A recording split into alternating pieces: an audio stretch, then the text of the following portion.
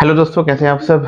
आज इंग्लिश में हम लोग पढ़ने वाले हैं द आर्टिस्ट, जो कि इंग्लिश का जो है इंग्लिश का एक चैप्टर है और जिसे लिखा गया है शिगा नोया, जिसके मतलब राइटर हैं।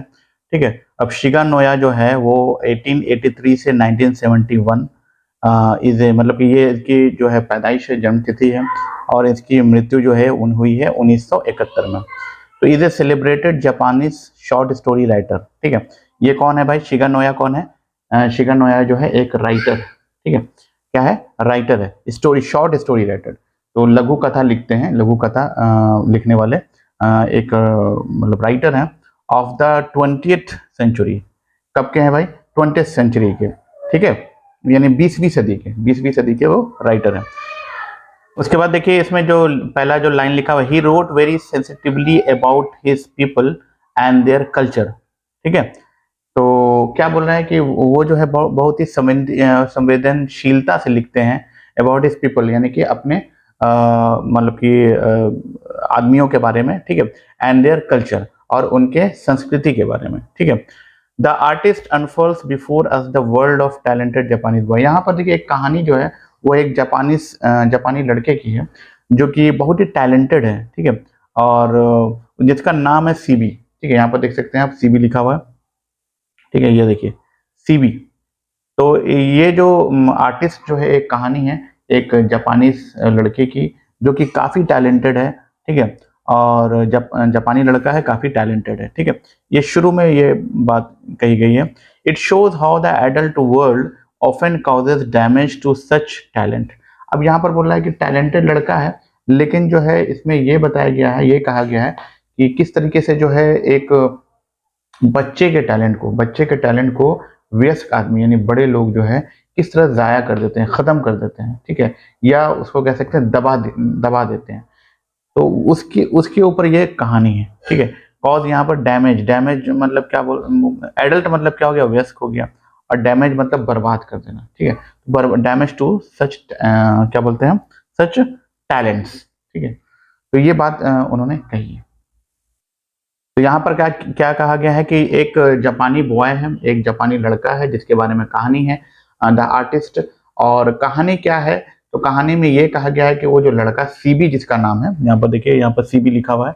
सीबी जिसका नाम है, वो जो है काफी टैलेंटेड है, काफी प्रतिभाओं से भरा हुआ है। और जो इसमें जो कहा गया है वो ये कहा गया है कि कैसे वयस्क लोग जो है एक बच्चे के जो प्रतिभा है उसको बर्बाद कर देते हैं, उसको डैमेज कर देते हैं। तो ये बात यहाँ पर शुरू में लिखी गई है। ठीक है। तो क्लियर सी बात है। मतलब कि पहला चीज क्या इसमें समझना है? पहले चीज समझना है कि ये जो आर्टिस्ट है वो लिखा गया है शिगा नोया के बारे में। शिगा नोया इसके राइटर हैं।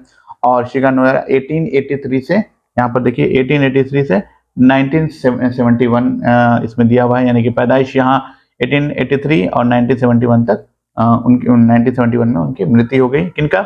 शिगा नोया का। ठीक है। अब क्यों ये शिगा नोया कौन था? तो एक स्टोरी राइटर था, यानी कि लघु कथा, छोटे छोटे कहानी लिखता था। तो उस कहानी में एक जो आर्टिस्ट कहानी है, इसमें एक बच्चा होता है, जापानी बच्चा होता है, जो कि काफी टैलेंटेड होता है, प्रतिभाओं से भरा हुआ होता है। और यहाँ पर कहा गया कि ये कहानी उसके लिए है कि जिसमें ये बताया जा रहा है कि किस तरीके से जो है एक छोटे बच्चे की प्रतिभा जो है वयस्क लोग खराब कर देते हैं, जाया कर देते हैं, खत्म कर देते हैं, बर्बाद कर देते हैं। चलिए अब इसके आगे पढ़ते हैं हम लोग। चलिए।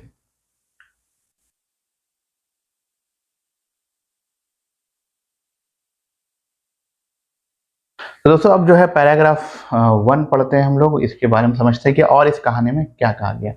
तो चलिए स्टार्ट करते हैं हम लोग। देखिए, यहाँ पर लिखा, CB parents knew that he often went out to buy himself goods.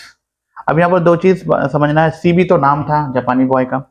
Ji, CB का जो पेरेंट है, यानी कि सीबी के जो माता पिता हैं, न्यू जानते थे, दैट ही ऑफन कि वो अक्सर जाया करता था, वेंट आउट अक्सर बाहर जाया करता था, टू बाय हिमसेल्फ गुड्स क्या खरीदने के लिए? लौकी खरीदने के लिए बाहर जाया करता था। कौन जाया करता था? सीबी जाया करता था। तो ये पहला लाइन लिखा गया। उसके बाद आगे देखिए, he got them for a few Sen. अब सेन क्या है? एक जापानी मुद्रा है, जापानी जैसे रुपया यहाँ चलता है, वहां सेन चलता है। तो वो जानता था कि बहुत कम रुपए में, बहुत कम पैसे में वो जो है क्या मिल जाता है उसको, लौकी मिल जाता है। तो वो खरीदने वो बाहर चला जाता, मार्केट चला जाता था। कौन? सीबी चला जाता था। And soon had a sizeable collection, और उसके बाद बहुत सारे लौकी का कलेक्शन हो गया। ठीक है, आगे देखिए। व्हेन ही केम होम, जब वो घर आता है, he would first bore a neat hole in the top of a gourd. वो क्या करता था कि लौकी का जो लौकी लेके आता था उसमें क्या करता था, छेद कर देता था, बड़ा क्लीनली, यानी कि बड़ा अच्छे से छेद करता था और उसके सारे बीज को बाहर निकाल देता था। गोड and extract the seeds, extract the seed मतलब कि सीड को बाहर निकाल लेता था। ठीक है, नेक्स्ट ही अप्लाई टी लीव्स, और उसमें क्या अप्लाई करता था, टी लीव्स। टी लीव्स मतलब यहाँ पर हो गया कि जिस पे कुछ जैसे कि चाय हम लोग पीते हैं ना, उसी तरह से वहां भी जो है चाय चलती है, तो वो जो चाय की पत्ती है उसको जो है उसमें अप्लाई करता, मतलब उसको लगाता था। ठीक है, किसमें? उस सीड्स में, उस बीज में जो निकालता था लौकी से, उसके बीज में वो लगाता था। To to get rid of the unpleasant goad smell. तो गोड स्मेल यानी कि लौकी का जो बदबू आती थी, तो मतलब कि सड़ जाने पर तो बदबू आएगी, तो वो जो है उससे छुटकारा पाने के लिए उसमें क्या लगाता था, वो टी लगा देता, मतलब कि उसमें चाय की पत्ती लगा देता था। He then fetched the sake which he had saved up, ठीक है, from the dregs in his father's cup and carefully polished the surface. He then fetched the sake. अब यहाँ पर क्या है कि देन फेच द सेक। सेक यानी मतलब कि वो ये सेक भी एक तरह का पेय पदार्थ है जो कि उसके फादर पीते थे। तो वहां का जो उसमें जो बच जाता था उसको भी उसको निकालता था और पॉलिश कर देता था। कहाँ? Carefully polish the surface, surface यानी बीच पे वो पॉलिश कर देता था ताकि वो चमके और रंग बिरंगा दिखे और सेफ भी रहे। तो ये सारा चीज होता था। चलिए, ये आपका पैराग्राफ 1 हो गया। ठीक है, ये क्या हो गया? Paragraph 1, polish the surface. अब आगे देखते हैं पैराग्राफ 2। ठीक है, अब दोस्तों चलते हैं पैराग्राफ नंबर 2। चलिए, तो पैराग्राफ नंबर 2 में देखिए क्या बोलता है। सीबी, यहाँ सीबी से स्टार्ट है। CB was passionately interested in gods. CB जो है बहुत ज्यादा जो है मतलब कि लौकी में उनका बहुत, उसका जो है बहुत ज्यादा रुचि था। ठीक है, और वो पैशनेट था, मतलब कि उसके प्रति उसका लगाव बहुत ज्यादा था, लौकी के प्रति। देखिए मतलब बच्चे का क्या क्या चीज पे लगाव होता है वो इसमें बताया गया। तो लौकी के प्रति इसका बहुत लगाव था, किसका? सीबी का। ठीक है, तो आगे क्या होता है। One day he was strolling along a beach, beach पर वो टहल रहा था। एक दिन जो है बीच पे सीबी टहल रहा था। Absorbed in his favourite subject, अपना जो रुचि का जो सब मतलब अपना जो रुचि है उसी में वो अपने सोच में डूबा हुआ था। और कहाँ? बीच पे टहल रहा था। He was startled by an unusual sight. क्या हुआ कि उसको अचानक से एक दृश्य, अनोखा दृश्य दिखा। ठीक है, caught a glimpse of the bald, elongated head of an old man. glimpse, उसको एक झलक दिखी। glimpse मतलब क्या होता है? झलक दिखी। of the bald, bald मतलब टकला। ठीक है, bald मतलब टकला, मतलब जिसके सर पे बाल ना हो उसे bald कहते हैं। elongated head, elongated मतलब निकला हुआ, head जो है निकला हुआ। of an old man, एक बूढ़े आदमी का। Hurrying out of one of the हट, वो अपने हट से मतलब अपने झोपड़ी से बाहर निकल रहा था। निकलते हुए एक आदमी को देखा। ठीक है, और उसका सर कैसा था भाई? तो सर था बेल मुड़ा हुआ था, मतलब कि टकला था। चलिए, by the beach what a splendid गोड, उसने क्या कहा? क्या कितना बढ़िया जो है क्या है? लौकी है, कद्दू है, कितना बढ़िया कद्दू है। तो मतलब उसका सर देख के उसको क्या लग रहा है? कद्दू है। ठीक है, तो थॉट सीबी ने सोचा। द ओल्ड मैन डिसअपीयर्ड, वो जो आदमी था वो ओझल हो गया। डिसअपीयर्ड मतलब ओझल हो गया, आंख से ओझल हो गया। तो ये सेकंड वाला पैराग्राफ में इतना बात लिखा हुआ है। ठीक है, उसके बाद आगे कहता है कि मतलब कि वो ओझल हो गया। वैगिंग हिज बॉल्ड पाइन पेट, बोलता है कि वैगिंग मतलब यहाँ इसका मतलब हो जाता है यहाँ पे हिलाते हुए। ठीक है, वैगिंग मतलब हिलाना। तो वैगिंग हिज बॉल्ड पाइन पेट, ठीक है, बॉल्ड मतलब तो बता दिया मैंने। तो सर हिलाते हुए वहां से ओझल हो गया। ठीक है, ये बात बता रही। तो यहाँ पर हो गया बॉल्ड पाइन पेट। बॉल्ड पाइन पेट का मतलब यहाँ हो गया कि सर हिलाते हुए, अपना गंदा सर हिलाते हुए वहां से ओझल हो गया। Only then did CB realise, only then CB realise his mistake, तभी सीबी को अपनी गलती का पता चला। सीबी को क्या पता चला? अपनी गलती का पता चला। And stood there laughing loudly to himself, और खुद पे वो उसे खूब हंसी आई। He laughed all the way home, और घर जाते हुए वो खूब हंसा। तो ये सारी बात इसमें कही गई है। ठीक है, तो ये हो गया। अब तीसरा पैराग्राफ चलते हैं। When ever he past A grocery, A curio shop, ठीक है, ए कन्फेक्शनर, ठीक है, और in fact any place that sold goods, he stood for minutes on end, his eyes glued to the window, appraising the precious fruit. अब यहाँ बोल रहा है कि देखिए, जो बच्चा जो चीज़ में, अगर कोई चीज़ में आप पैशनेट हैं, यानी कि आपको जो चीज़ अच्छा लगता है, तो उसमें आप खो जाइएगा। जहाँ भी आपको वो चीज़, आपको हर जगह वही दिखेगा। तो वही बात यहाँ कह रहा है।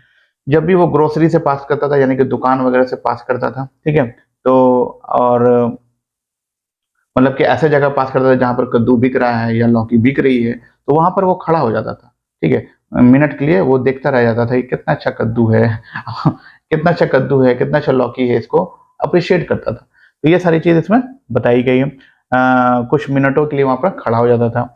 On and his eyes glued to the window, ठीक है, और वहाँ पर जाकर के विंडो से देखता था कि अंदर में जो है क्या रखा हुआ है, अप्रेजिंग द प्रीशियस फ्रूट, और उस फ्रूट को, यानी कि उस लौकी को बहुत प्रेस करता था, मतलब कि उसका बहुत तारीफ करता था कि कितना बढ़िया ये फ्रूट है यहाँ पे। तो ये सारी चीज इसमें जो है तीसरे पैराग्राफ में लिखा हुआ है। ठीक है, तो ये समझ में इतनी सी बात आ गई कि सीबी एक जापानी लड़का था, काफी टैलेंटेड था, और जो है वो लौकी को मार्केट से खरीद कर, उसको मतलब लौकी का खरीदने का और रखने का बहुत शौक था। तो ये भी अजीब शौक है, हालांकि ऐसा शौक कहीं मिलता नहीं है, लेकिन यहाँ पर इस बच्चे के साथ यही है कि लौकी खरीदता था, उससे बीज निकालता था, उसको पॉलिश करके रखता था, और हर जगह उसको लौकी ही दिखता था। कभी मार्केट में लौकी के दुकान से गुजरता था तो वहां पर भी घंटों, यहाँ पर तो मिनट लिखा हुआ है, वो उसको निहारता रहता था और देखता था कितना बढ़िया लौकी है। ठीक है, तो इस वीडियो में हम जो अभी 3 पैराग्राफ पढ़ाए हैं। ठीक है, और आगे जो है बाकी लंबा पैराग्राफ है इसमें, तो 3-3 या 4-4 करके पैराग्राफ पढ़ाएंगे हर एक वीडियो में, ताकि आपको थोड़ा थोड़ा करके समझ में आए।